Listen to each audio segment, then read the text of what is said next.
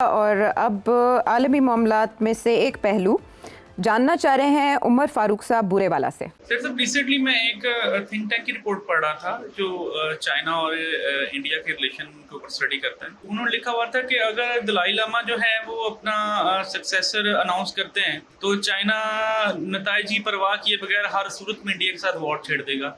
तो मेरा ये आपसे सवाल ये था कि ये इशू के अंदर क्या इतनी हसासियत है कि चाइना जो है इंडिया के साथ वॉर पे उतर आएगा, और दूसरा ये तिब्बत कार्ड इंडिया के कॉन्टेक्स्ट के अंदर क्या है? बड़ा इंटरेस्टिंग सवाल है ये भी। इसका भी तल्लुक वो जो हम डिस्कस कर रहे थे अभी बातें उसके साथ बन सकता है और है भी।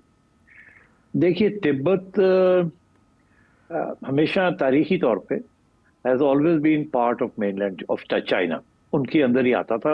It was autonomous region but it was always part of the Chinese empire in तारीख। चाइनीज इनकलाब हुआ और कम्युनिस्ट पार्टी पावर में आ गई। 1950 में रेड आर्मी जो थी वो चली गई तिब्बत और वहाँ जाके उन्होंने टेक ओवर कर लिया और कहा कि अब ये हमारा हिस्सा है, फॉर्मली इट्स पार्ट ऑफ अस। और मगर उस वक्त दलाई लामा वहीं थे। 1959 में इश्यूज बने और दलाई लामा वहाँ से छोड़ के और वो इंडिया आ गए। और इंडिया आके वो धर्मशाला में उन्होंने रिहाइश की और इंडिया ने उन्हें पनाह दे दी। वो दिन है और आज का दिन है, Tibet is become an issue. China ये कहता है कि दलाई लामा जो है वो हमारी इजाज़त के बगैर आप नहीं बनाएंगे। आप दिल्ली में बैठ के एक नया दलाई लामा बना के हमारे खिलाफ कार्रवाई नहीं करेंगे, साजिश नहीं करेंगे। ये हमारी टेरिटरी है, they are part of us. Dalai Lama कहता है कि मैं सिलेक्ट करूंगा अगला दलाई लामा कौन होगा। मगर इसमें इशू ये है कि अगर दलाई लामा क्योंकि आप 90 साल का हो चुका है जी। अगर दलाई लामा जो है, जो करंट दलाई लामा है, वो सिलेक्शन ऐसी करते हैं जो चीन को पसंद नहीं है या वो एक साजिश का हिस्से के तहत बनती है, तो चीन एक्सेप्ट नहीं करेगा उसको। अभी भी दलाई लामा बाहर बैठा हुआ है ना, चीन चला रहा है तिब्बत को। तो अगला दलाई लामा भी आएगा तो चीन बैठा रहेगा, वो नहीं एक्सेप्ट करेगा। और अगर कोई ऐसा दलाई लामा आता है जो चीन के साथ तावन करेगा और एक अमेरिका का एजेंट नहीं बनेगा या इंडिया का एजेंट नहीं बनेगा, तो चीन को कोई प्रॉब्लम नहीं होगी। मगर करंट सिचुएशन ये है कि ये दलाई लामा जो है ये पनाह ली हुई है इंडिया में, इंडिया इसको प्रोटेक्ट कर रहा है और अमेरिका ये चाहता है कि ये यहीं रहे। अगला दलाई लामा भी जो है वो भी यहीं से यहीं रहे और तिब्बत जो है उसको उसके अंदर चाइना को चैन ना आने दिया जाए। तो अमेरिका की भी गेम है कि दलाई लामा और तिब्बत के अंदर प्रॉब्लम्स क्रिएट किए जाएं फॉर चाइना और उनको एक अच्छी, जिसे कहते हैं ना, जिन्होंने सोटी मिल गई है। तो इंडिया भी गेम प्ले कर रहा है ये। अच्छा, अब सिचुएशन ये है कि तिब्बत इतना इंपॉर्टेंट क्यों है चाइना के लिए, इंडिया के लिए, अमेरिका के लिए? जी। देखिए, तिब्बत कहते हैं is the roof of the world. सारे दरिया जो है ना वो कहीं ना कहीं तिब्बत से ही निकलते हैं। अब वो जो इंडिया को दरिया जो जाते हैं वो भी तिब्बत से आते हैं। तो एक तो ये है कि जैसे हम कहते हैं कि हमारा जगुलर वेन है कश्मीर को, के दरिया कश्मीर से आते हैं, वो हिस्सा जो कि इस वक्त इंडिया के कंट्रोल में है। तो इसलिए हमारे लिए बड़ा इंपॉर्टेंट है कश्मीर। इंडिया का भी यही मौकफ है कि दरिया सारे आते हैं तिब्बत से, तो Tibet is very important to us, कि हमारा भी कोई इन्फ्लुएंस होना चाहिए। हालांकि कभी भी इन्फ्लुएंस से ज्यादा इंडिया ने ये कभी नहीं कहा कि तिब्बत इंडिया का हिस्सा है। चाइना ने हमेशा ये कहा कि तिब्बत जो है वो चाइना का हिस्सा है और इंडिया ने ये तस्लीम भी किया हुआ है। अच्छा, अब सिचुएशन ये है कि कुछ इलाके ऐसे हैं जो कि एक ज़माने में तिब्बत का हिस्सा थे, जो कि अब इंडियन प्रोविंसेस बन चुके हैं। और वो है अरुणाचल प्रदेश वगैरह। और एक बॉर्डर, लंबा चौड़ा बॉर्डर बन गया है बिटवीन चाइना एंड इंडिया, जो कि सारी तिब्बत का बॉर्डर है। तो that is known as a line of actual control. इन दोनों साइड ने किया है कि लाइन ऑफ एक्चुअल कंट्रोल है, मगर डिस्प्यूट्स अभी हैं on the areas around that line of actual control. अब मगर वो सारे का सारा तिब्बत है। अब तिब्बत जो है is a buffer zone between China and India. China का और कोई बॉर्डर नहीं है जो इंडिया के साथ लगता है सिवाय तिब्बत के। Tibet is the border of China and India. जैसे कि कल बात हो रही थी कि इजराइल जो है वो गोलान हाइट्स में और सीरिया के दरमियान एक बफर जोन रूस की बनाना चाहता है हाँ। और अपनी ये बफर जोन हमेशा ऐसे ही था। अंग्रेजों ने जब पाकिस्तान और इंडिया को आजाद किया था तो उनका ये ख्याल था कि अफगानिस्तान जो है वो रूस और इंडिया के दरमियान एक बफर जोन होगी। जी। बफर जोन्स ये इंपॉर्टेंट थी विद ग्रेट एम्पायर्स कि वो आपस में लड़ाई झगड़े ना करे, दरमियान में कोई न्यूट्रल किस्म की टेरिटरी होनी चाहिए ताकि वहां बैठ के कोई बातचीत हो तो कर सके, उसको ना इधर का होना चाहिए ना उधर का। बफर जोन्स, ये लड़ाई झगड़े रोकने के लिए बफर जोन्स, ये तारीखी एक पस मंजर है। अब तिब्बत भी एक किस्म का बफर जोन है between China and India, but Tibet is now under Chinese control, तो वो बफर जोन उस तरीके से नहीं रही। इंडिया को यही तकलीफ है कि ये एक बफर जोन नहीं रही क्योंकि इसकी आज़ादी नहीं रही।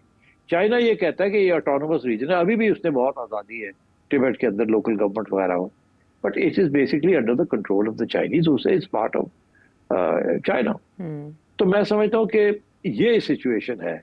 और ये भी बड़ी इंपॉर्टेंट बात है कि अब तिब्बत के अंदर जैसे कि इंडिया ने अपना हिस्सा जो कश्मीर में वहाँ डैम्स बनाने शुरू कर दिए हैं, रेजर्वायर्स बनाने शुरू कर दिए हैं जिसका ताल्लुक पाकिस्तान के साथ रिवर फ्लो का है, इसी तरीके के साथ चाइना ने तिब्बत के अंदर बहुत सी एक्टिविटी, इकोनॉमिक एक्टिविटी शुरू कर दी है, including building dams and also building roads, क्योंकि वो तिब्बत के जरिए वो जाना चाह रहे हैं इनटू सेंट्रल एशिया। तो वो तिब्बत को और भी ज्यादा उसकी अहमियत होती जा रही है फॉर द चाइनीज, क्योंकि चाइना जो है is now going to be using Tibet as a gateway to Central Asia also. तो तिब्बत की एक स्ट्रेटेजिक वैल्यू भी बन गई है, पानी का मसला भी है, और फिर ये तारीखी जो इश्यूज रहते हैं वो भी तारीखी इश्यूज भी हैं। और जैसे मैंने कहा, अमेरिका की ये बड़ी कोशिश है कि किसी तरीके के साथ तिब्बत के अंदर अनरेस्ट क्रिएट किया जाए और वहाँ सेटल ना होने दिया जाए और दलाई लामा को सपोर्ट किया जाए।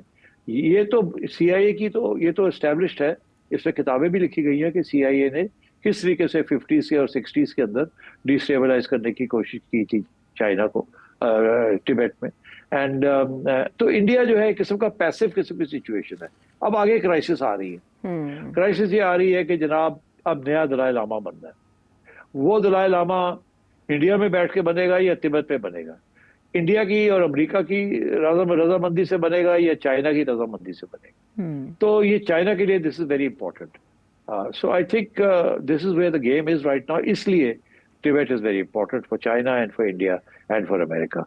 और ये भी कहा जा रहा है कि चाइना भी नॉमिनेट कर सकता है अगला दलाई लामा, तो उसकी क्या हैसियत होगी, क्योंकि लोग वहाँ तसल्लुत चाइनीज तसराते भी हैं या जान जाने का खतरा भी है, और ये इंप्रेशन भी है कि चाइना जो रिलीजियस या खुदा की हकमियत का तस्वुर, मजहब को भी जदीदियत की तरफ ला रहा है, उसका कितना असर हो सकता है इस इंतखाब पे?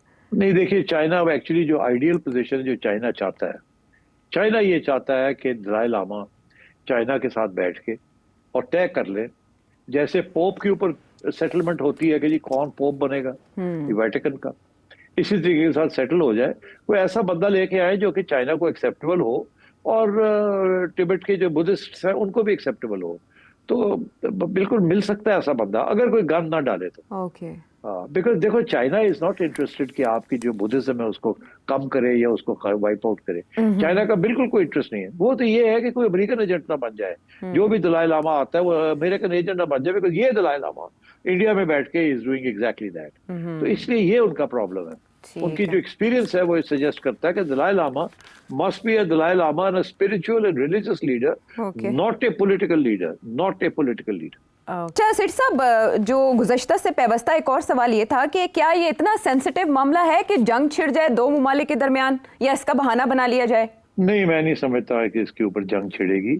देखिए चाइना ने एक्सेप्ट तो किया हुआ है ना, जब से आके ये बैठे हुए हैं साहब और आके वहां से साजिशें हो रही हैं, तो चाइना ने इसके ऊपर जंग तो नहीं की ना। तो अब अगर एक और आगे बैठ जाएगा इस तरीके के साथ, इसका ये मतलब नहीं कोई जंग हो जाएगी। नहीं, आई डोंट थिंक सो। जंग वंग का कोई इम्कान नहीं है। चाइना जंग में इंटरेस्टेड नहीं है।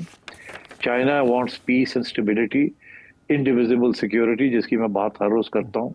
China will not go to war with India. अलबत्ता ये जरूर है कि चाइना अरुणाचल प्रदेश में वो जो इस वक्त कब्जा है उनके पास, और वहाँ वो और भी गेन्स कर सकता है, और उसके साथ फिर और टेंशंस बढ़ सकती है। मगर क्या फुल फ्लैश वॉर? नहीं। देखिए 1962 में तो फुल फ्लैश वॉर थी, चाइना तो प्लेन्स तक आ गया PLA, उसकी लिबरेशन आर्मी। मगर जो 2020 में लड़ाई झगड़े हुए वो तो बॉर्डर के करीब ही होते रहे ना। तिब्बत के बॉर्डर के और अरुणाचल प्रदेश के बॉर्डर के ऊपर ही होते रहे। तो अब और वो उसके साथ China will learn to live with it. Don't forget, China अब इंडिया को लाना चाह रहा है RIC में। चाइना इंडिया में के साथ ब्रिक्स में बैठा हुआ है। China will not go to war against somebody जिनको वो लाना चाह रहे हैं अपने साथ। They learn to live with this. वो प्रेशर टैक्टिक्स रखेंगे। खारिज अज़ इम्कान है इस मामले पर जंग।